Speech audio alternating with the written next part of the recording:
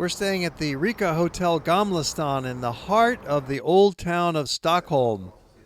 Lounge of the hotel, comfortable small hotel right in the old town. There's Magnus and the staff. And the hotel is pretty quiet early in the morning. We're just having breakfast and we're going to take you on a walking tour of the old town. Self-service buffet. They've got breads and cereals. There's eggs, yogurts, fresh juice. And while the group enjoys their breakfast, relaxing at the table, chatting with each other, I'm going to go take an early morning walk before the old town gets a little crowded with tourists. So come along with me on a pre-breakfast walking tour, and we're going to see some of the historical delights of the GamlaStan. Some mornings I just like to get up early and beat the crowd. Come along with me and I'll take you on a walk through the heart of medieval Stockholm. It's the GamlaStan, which is the old town, and it is just one of the most charming places in the world to take a walk. There's narrow alleyways, cobblestones on the ground, there's old brick buildings and plaster buildings. We've got a main town square. We have these interesting intersections of streets. The streets come from all different directions, and they come together at these little corners, beautifully maintained, beautifully preserved neighborhoods, great for walking. And it's a very popular spot for the tourists during the daytime.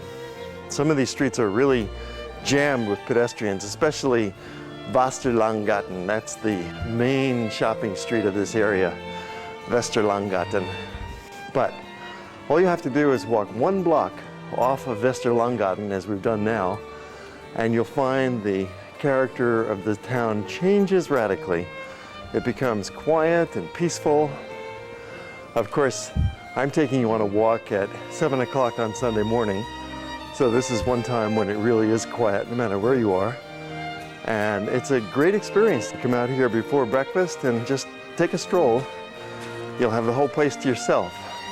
So I'll show you about 5 or 6 different little streets here in the old town. There are dozens of lanes and alleys that are lined with these old medieval houses. And even today, this is very much a residential neighborhood. It's a very prestigious neighborhood to live in, of course, very expensive to have an apartment here. It would cost you $400,000 for a typical 2-bedroom apartment. But it's worth it if you'd like to live amidst these great historic surroundings. When you come to Stockholm, you may not be actually staying in the old town because most of the hotels are in the more modern part of the city. But if you can find room and reservations at a hotel in the old town, I think you'll be a lot better off, because this is the most interesting part of the city. And it's very close to the new town as well. You can just walk 15 minutes and you're across the bridge and you're into the heart of the modern shopping area of Stockholm. During our visit in Stockholm, we're staying at the GamlaStan Hotel. It's part of the Riga city chain, and it has a very favorable location. We're right in the heart of the old town. There are just a few hotels that are in the GamlaStan, the old town of Stockholm, and it's really a prime spot to be staying on your visit here. You're in the center of the most ancient part of the city. I'm standing in the busiest pedestrian street of the old town, although you wouldn't believe it's very busy at this hour of the day. This is Sunday morning at 6:30 in the morning. It's about the only time when it's not mobbed with pedestrians, tourists walking up and down Västerlånggatan. It's one of the great streets of GamlaStan, and it's lined with stores and restaurants and cafes for about 1 mile, right through the heart of town.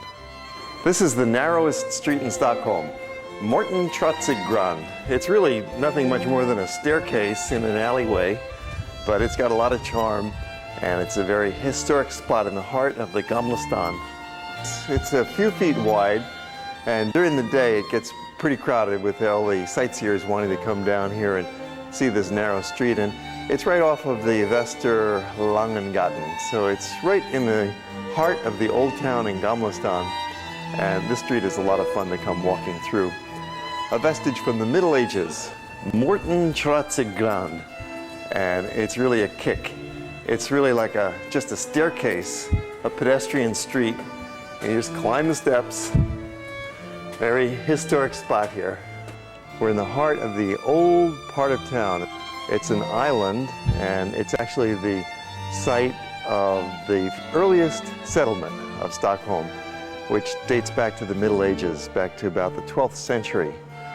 At that time, the island was the ideal spot to begin the settlement because it could be easily defended, and a wall was built around the early town, as was typical in the Middle Ages.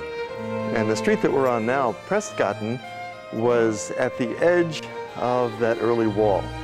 The town grew, it expanded, houses were built outside the wall was expanded. The whole island finally became the fortified early capital of this region. There was nothing else but the buildings on this island of GamlaStan in the first phase of Stockholm's growth and development. And then the city grew, of course. There's about 1.5 million people living in Stockholm today, compared to the few hundred and then the few thousand who were the original settlers of the area. But still, the oldest part of town retains its original charm. Prästgatan means Street of the Priests. So formerly there were several important churches along this narrow lane, and you see how steeply it rises behind me. It's a great old street for looking at some door fronts, seeing how people came in and out back in the Middle Ages. So let's walk along and check out some of the doorways on Prästgatan. You go up a bit of a hill at the beginning of Prästgatan. It's a nice little rise. Most of GamlaStan has slight hills to it, little dips, little, not really valleys. It's an island after all. Here's an interesting doorway, all nicely carved in stone, number 78. This house dates back to the 16th century, and it's been occupied ever since. In the 1670s, the house was acquired by Chancellor Wilhelm Koyet, who was the chairman of the Witchcraft Commission. He favored heavy penalties for witches. Notice these pieces of metal above me, above the window. These are called tie bolts, and they help to hold the building together. They're connected to a beam that runs through the house, and these are tightened on the outside. These date back to the original construction of the building itself, and different time periods in history had different shaped tie bolts. There's a circular one, and there's one in the shape of a Z, a zigzag tie bolt. Here's one where he put his initials on it, and there's another one also with initials. It was for Pontus and Sophia. A little further along the same street, we come on these three houses in a row that are of a medieval height. Number 48 has a reddish brick facade, which is the original from the Middle Ages. So these are very, very old buildings, and yet they're so nicely preserved and renovated that they even have air conditioning, central air conditioning. Now that helps make life a lot more comfortable. You can also see the beams up top. These are the beams that they used for hoisting furniture, hoisting goods up into the building and then to get it back out from the building. They had very narrow staircases back in the Middle Ages, so this made life a little bit easier.